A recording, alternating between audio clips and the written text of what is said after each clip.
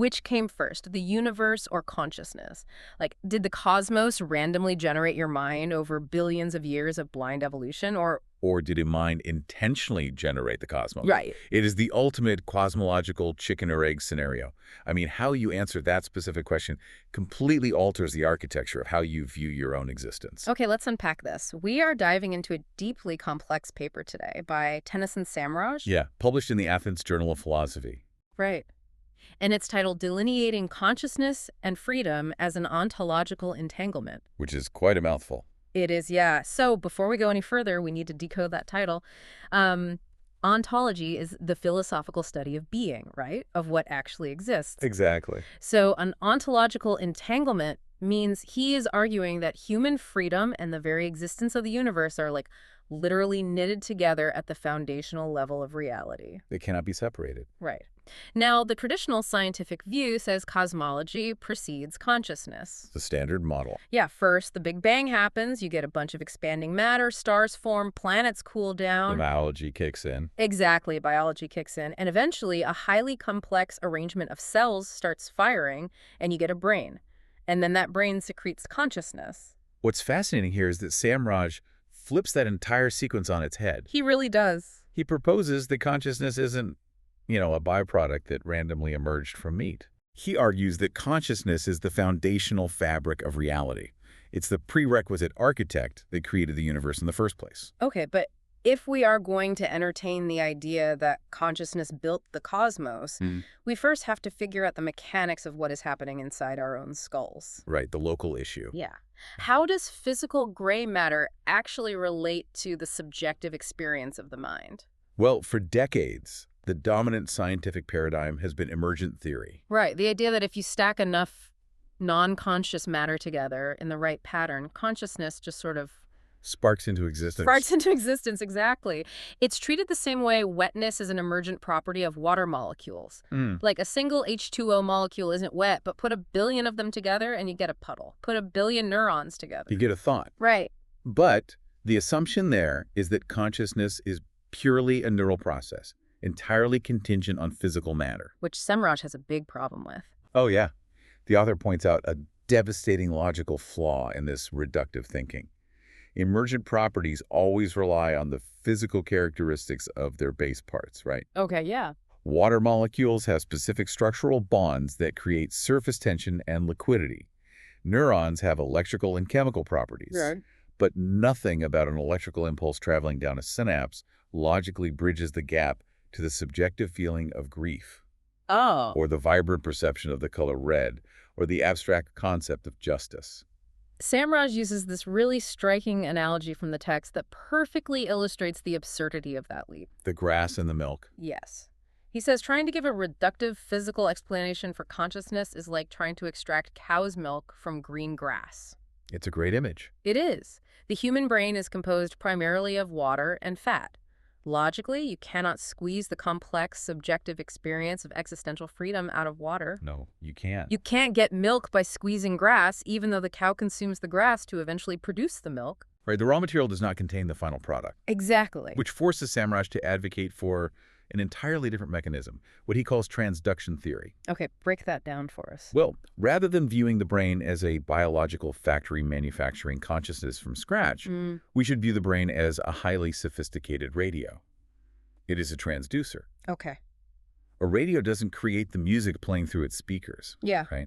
It simply receives and channels an electromagnetic broadcast that already exists in the airwaves. Okay, so under that framework, your local consciousness, like the specific thoughts you are having right now as you listen to this deep dive, is just your brain tuning into a fundamental, universal frequency, a non-local broadcast. Precisely. But this is where I hit a wall with the radio analogy. Oh. If my brain is merely an antenna receiving a universal signal, why am I me? Oh, the individuality problem. Yeah. Why are you? 100 radios tuned to the same station all play the exact same song. How does a single, non-local broadcast account for the wildly distinct individual personalities of 8 billion humans? That is the million-dollar question. And if we connect this to the bigger picture, that tension is the exact boundary line where physical science currently stops. Samraj provides a really necessary caveat here. Individuality cannot simply be transduced. What do you mean? Well, a physical instrument can transduce an electrical signal into sound waves, but subjectivity, your unique, private, phenomenal experience of being you, Yeah. it leaves no physical footprint. An MRI can show which part of your brain demands more blood flow when you think of a memory, but it cannot display the memory itself. Right. The subjective experience is walled off from objective measurement. Precisely. Mm. So while the transduction analogy explains how physical tissue might interface with a non-physical field of consciousness, the author concedes that the birth, existence, and death of the unique existential self remains a mystery. Philosophers refer to this as a brute given. A brute given. So it's just a fundamental, irreducible fact of the universe. Right. Just as physicists accept that the speed of light is a specific constant without needing a deeper why, we may have to accept that individual subjectivity is a basic property of nature that simply exists. I mean, that requires a bit of intellectual humility, doesn't it? It really does. We constantly demand neat mathematical equations for everything, but occasionally the universe just presents a fundamental flaw. Yeah, exactly. But pursuing this radio analogy naturally forces our next question. If the brain is merely the receiver, what exactly is the physical or mathematical medium carrying this broadcast? Where's the signal coming from? Right. To find that field, we have to drill down past biology, past molecules, straight into the bizarre foundational layer of reality. We have to move into quantum mechanics. Yes. Specifically, the implications of how reality behaves at the subatomic level before it forms the macroscopic world we interact with daily. Everyone knows the basic setup of Schrödinger's cat, right? A famous thought experiment. Yeah. The unobserved cat is mathematically in a superposition, simultaneously both dead and alive, until a conscious observer looks inside the box and forces reality to pick a state. Right. We usually treat that as a quirky puzzle about particles. But Samraj takes that quantum rule, the observer effect, and scales it up to the entire cosmos. Because at the quantum level, the universe is not constructed out of solid, definitive building blocks. Okay. It operates as a fluid realm of pure information and infinite probability, often referred to as qubits. Qubits, right. Yeah. A particle does not have a definitive location or state until it interacts with a conscious observer. The act of observation collapses the wave function, forcing infinite possibilities to solidify into a single concrete reality. Which carries a staggering implication. Massive. Physical reality intrinsically requires an audience. Matter needs a mind to anchor it. Exactly. Samraj uses this quantum mechanical reality to synthesize three major historical philosophical views into what we could call like a philosophical trinity. Let's walk through the logic of that trinity, starting with George Berkeley. Okay. Berkeley's core thesis was to be perceived. Yeah. He argued that physical objects only exist as collections of ideas in a mind. So the old, if a tree falls in the woods thing. Right. If no one is there to hear it, it doesn't just fail to make a sound. It doesn't even exist. Without perception, the tree itself has no material existence. Then you have Alexius Meinong, who argued to be conceived. Conceived, okay. Meinong pushed this further, Yeah. stating that before something can be perceived physically, it must exist as a pure mental concept, Give me an example of that. like the abstract idea of a golden mountain. It has a type of existence purely because a mind can conceptualize it, even if atoms never physically form it. Got it. And finally, Erwin Schrödinger mathematically formalizes this in physics. To be is to be observed. Okay, so conceived, perceived, observed. The common denominator across all three is the absolute necessity of consciousness. Yes. And this is where Samraj drops a brilliant reality-breaking paradox. That's the turning point. It really is. If the universe had a definitive beginning, right? If the Big Bang happened 13.8 billion years ago, long before any biological brains evolved to look at the stars. Who was there to observe it? Exactly, who observed it? If the quantum world remains in a blurry state of infinite possibilities until an observer forces the wave function to collapse, how did the early chaotic universe ever solidify into physical matter without a conscious entity present to observe it happening? The math itself demands a witness. It has to. According to Samraj's framework, there had to be a global or non-local conceiver, a foundational, infinite consciousness that was already present to conceptualize the universe, and then consciously observe it into physical existence. Wow. You literally cannot have a physical Big Bang without a preceding mental act.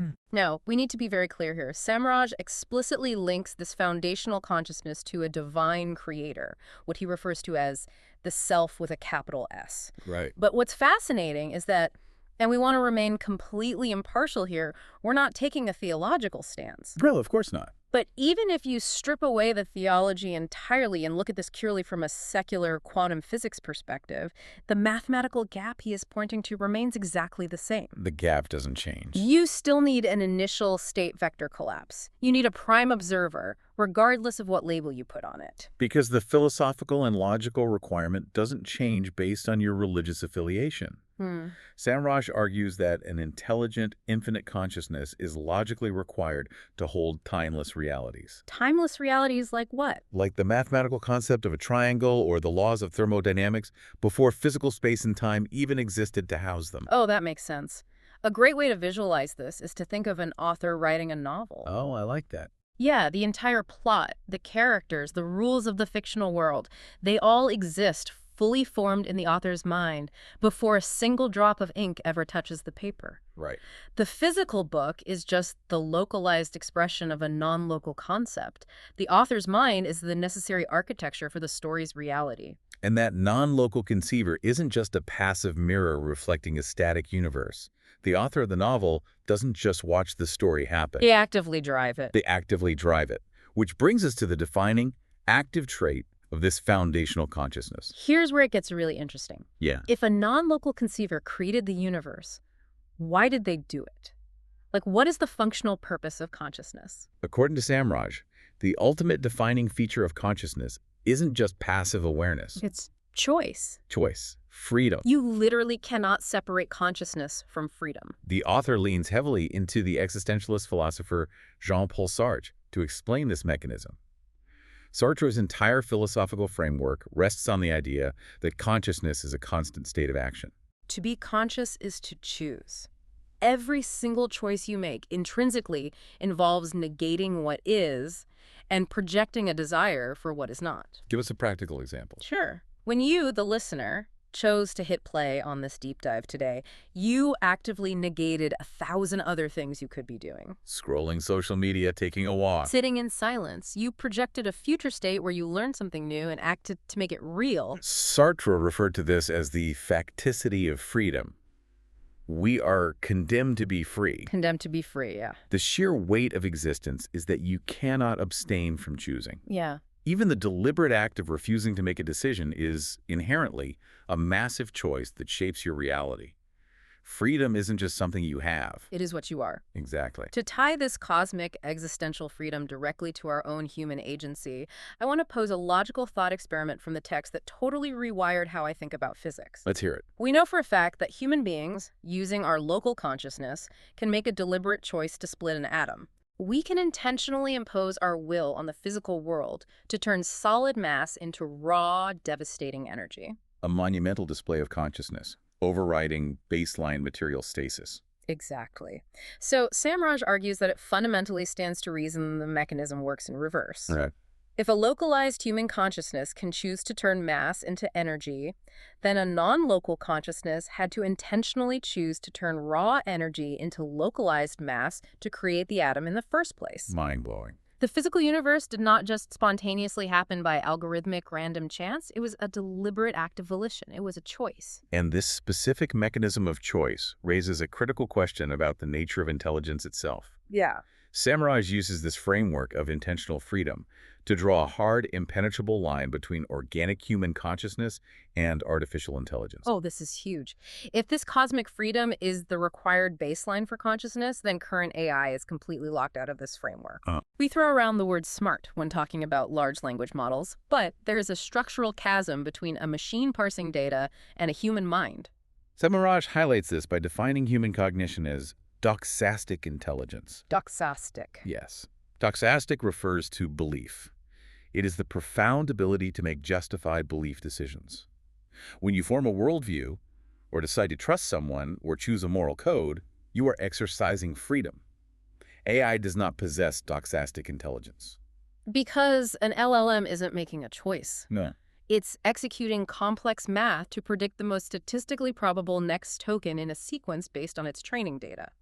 It simulates conversation, but it has no intentionality at all. It doesn't choose to believe the output it generates. That's right. It is entirely bound by the parameters of its programming. Which perfectly illustrates why Sam Rise argues that our doxastic intelligence, our inherent freedom to choose what to believe and how to act, is the ultimate proof that we are linked to a divine conceiver. Because if we assume the universe is purely materialistic, Meaning reality is nothing but lifeless atoms banging into each other, according to strict laws of physics. right, if that's true, then your brain is just a biological algorithm. It's an organic LLM predicting the next token. Yeah. In a purely material universe, your choices are just inevitable chemical reactions playing out. Free will would be a complete illusion, But if you acknowledge that your freedom is real, which we do intuitively. if you know intrinsically that you possess the true agency to make independent choices that are not biologically predetermined, you are acknowledging that your consciousness is not bound by physical laws.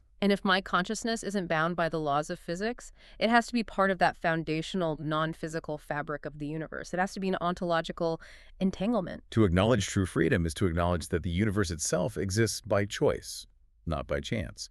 Materialism simply cannot account for genuine free will. So what does this all mean? Good question. We have navigated from brain radios to quantum qubits, through Sartre's existentialism, and down into the mathematical hollows of artificial intelligence.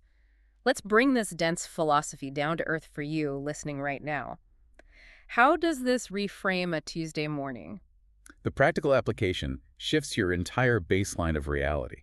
It forces a transition from what scientists call local realism to non-local realism. Local realism is the intuitive assumption we all walk around with, right? The idea that objects exist independently of us in their own little physical bubble. Like the chair is there whether I look at it or not. Right.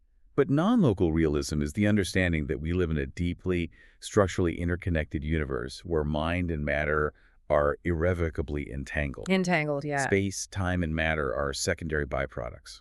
The primary reality is consciousness. It fundamentally reframes your identity. You aren't just a fragile physical object moving blindly through a cold, dead universe. You are the universe experiencing itself through a localized, conscious lens.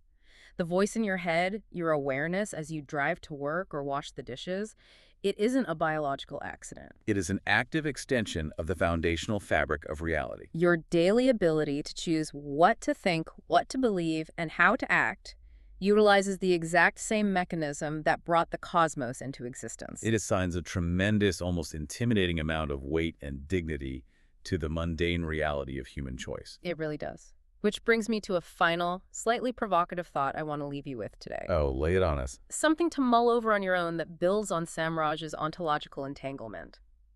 The author briefly references the ancient Greeks, who argued that death is not the end of the soul, but merely the separation of the physical body from the eternal soul. Okay.